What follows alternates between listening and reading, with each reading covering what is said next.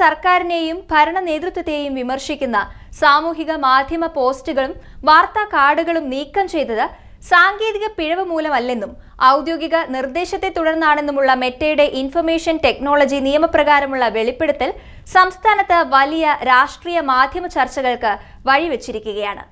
Reporter ടിവിക്കാണ് Meta ഇത് സംബന്ധിച്ച് മറുപടി നൽകിയത്. മുൻപ് വൻതോതിൽ AI സിസ്റ്റത്തിന്റെ പിഴവ് എന്ന് സമർത്ഥിക്കാൻ ശ്രമിച്ച പ്രചാരണങ്ങളുടെ കുന്തമുനയാണ് ഇതോടെ ഒടിഞ്ഞു വീണിരിക്കുന്നത്. ഇത് ഭരണകൂടത്തിന്റെ വിനാശകരമായ സെൻസർഷിപ്പ് രീതികളെയും അഭിപ്രായ സ്വാതന്ത്ര്യത്തിനുമേലുള്ള ആസൂത്രിത കടന്നുകയറ്റത്തെയുമാണ് തുറന്നുകാട്ടുന്നത്.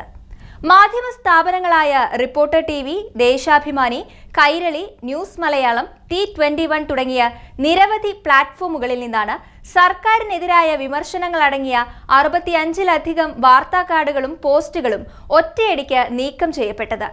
ഇതിനു പിന്നിൽ പ്രവർത്തിച്ചത് കേരള പോലീസിന്റെ സൈബർ ഓപ്പറേഷൻസ് വിഭാഗവും സർക്കാരിന്റെ നിർദ്ദേശപ്രകാരമുള്ള ഇൻഫർമേഷൻ ആൻഡ് പബ്ലിക് റിലേഷൻസ് സംവിധാനങ്ങളുമാണെന്ന ആരോപണം ശക്തമാണ്.